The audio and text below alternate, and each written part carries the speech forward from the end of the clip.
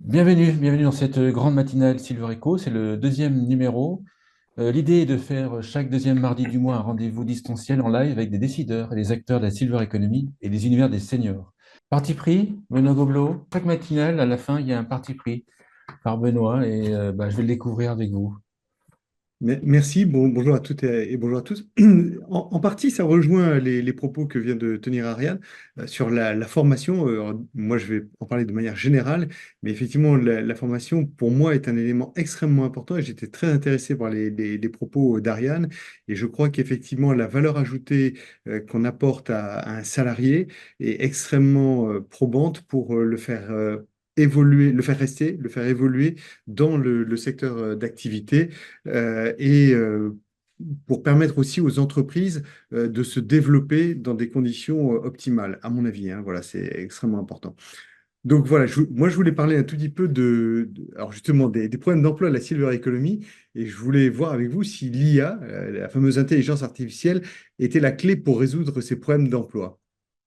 Aujourd'hui, quand on regarde l'incidence de l'emploi sur l'évolution de notre secteur d'activité, la economy, qu'est-ce qu'on constate? Il y a une pénurie de personnel, hein, qui est régulièrement évoquée dans les services à la personne, dans les EHPAD, dans les résidences seniors, euh, et qui tient en partie à la formation du personnel, hein, qui est souvent déficiente, hein, comme l'a dit à l'instant Ariane, un déficit de formation qualifiante, et puis des filières d'accès à l'emploi au sein de la silver economy qui sont peu connues, méconnues ou mal balisées.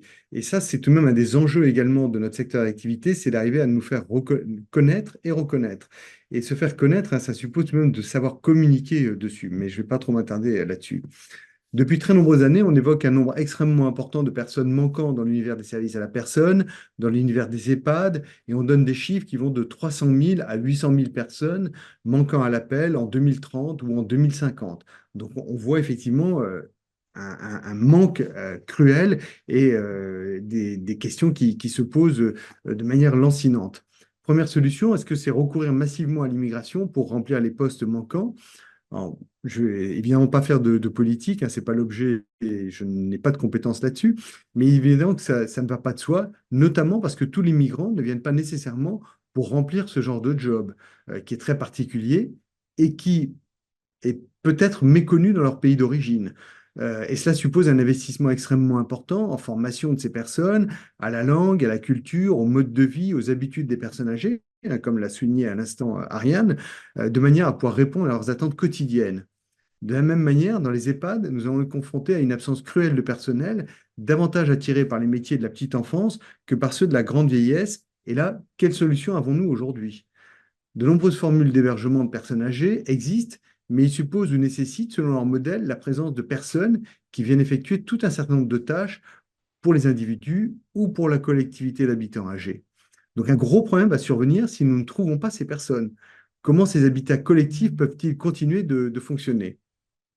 Et on voit bien aujourd'hui que faire venir des gens d'autres secteurs d'activité vers celui-ci n'a rien d'évident, puisque les autres secteurs d'activité, c'est ce qu'on entend régulièrement en France, manquent également de personnel, et donc on cherchait à retenir le personnel délivrant une prestation dans leur secteur d'activité, de manière à pouvoir continuer et à réaliser l'offre qu'ils font à leur marché. Ainsi, une première solution serait un plan global et ambitieux de formation, c'est-à-dire former des gens sans emploi, des gens en perte d'emploi, en réorientation professionnelle, qui pourraient être intéressés par ces métiers. Aujourd'hui, ce sont des métiers peu connus, méconnus et très souvent qui ne génèrent pas un enthousiasme délirant. Par exemple, si vous parlez à une jeune personne de cette activité, elle va préférer changer les couches de bébé que changer les couches de pépé, hein. C'est une réalité incontournable et c'est une bonne manière de formaliser les choses. En même temps, la réalité démographique fait que nous allons nous retrouver avec de plus en plus de personnes âgées, la conséquence du baby boom. Les premiers baby boomers nés en 1946 ont aujourd'hui 78 ans. Donc, dans 2, 3 ans, on va se retrouver confronté à une vague massive d'arrivées dans les résidences seniors, dans les EHPAD, dans tous les logements collectifs, et on ne va pas être à même de répondre à cette attente. Donc, quelle solution, pardon, peut-on trouver aujourd'hui? Parmi ces solutions, il y en a une qui a été relativement peu étudiée jusqu'à présent, je trouve, sauf des exemples comme Nicolas, qui est l'innovation technologique et tout particulièrement l'IA, l'intelligence artificielle.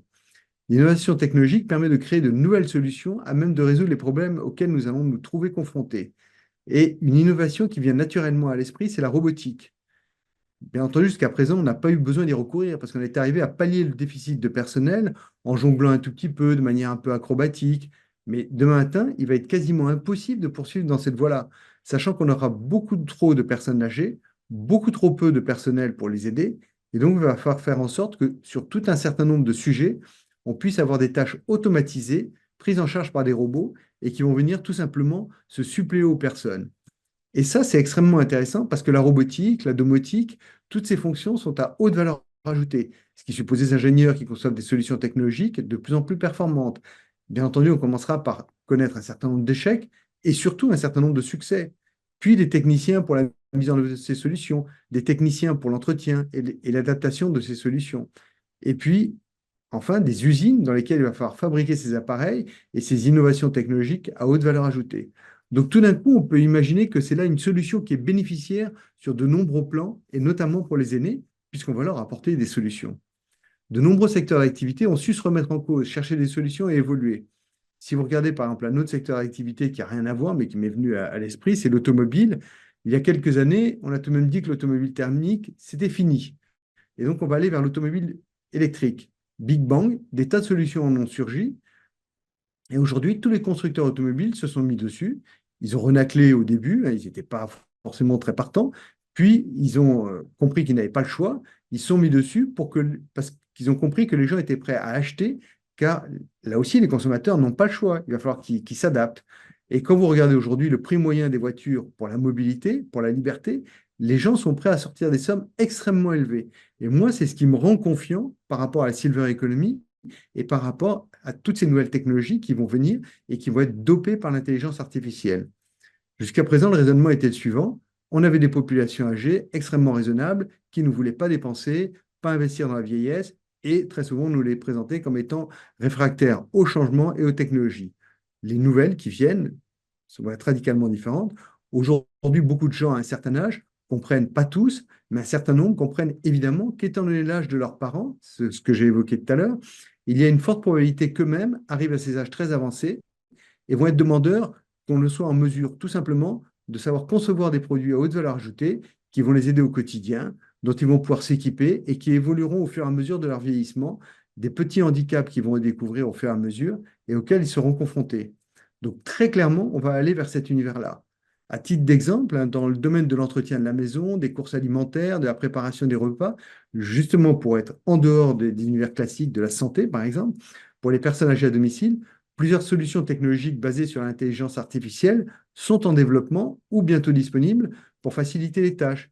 Je vais vous donner quelques exemples, hein. Les systèmes de planification des tâches domestiques, des applications et des plateformes alimentées par l'intelligence artificielle peuvent être utilisées pour planifier et organiser les tâches ménagères telles que le nettoyage, la lessive, la maintenance de la maison. Ces systèmes peuvent aider à répartir efficacement les tâches entre les membres de la famille ou les prestataires de services à domicile. Des solutions de livraison alimentaire automatisées, des services de livraison alimentaire alimentés par l'intelligence artificielle sont disponibles pour permettre aux personnes âgées de commander des produits d'épicerie en ligne et de les faire livrer directement à leur domicile. Ces services peuvent recommander des produits en fonction des préférences alimentaires et des habitudes d'achat des utilisateurs. Des robots de cuisine et des préparations de repas. Des robots de cuisine intelligents sont en développement pour aider les personnes âgées à préparer des repas nutritifs et équilibrés à domicile. Ces robots peuvent couper, cuire et assembler les ingrédients selon des recettes prédéfinies, offrant ainsi une assistance précieuse dans la cuisine. Et l'assistance virtuelle pour la planification des repas. Des applications alimentées par l'IA peuvent fournir des suggestions de recettes, des plans de repas personnalisés et des listes d'achats en fonction de préférences alimentaires et des besoins nutritionnels des personnes âgées. Cela peut faciliter la planification des repas et garantir une alimentation saine et équilibrée.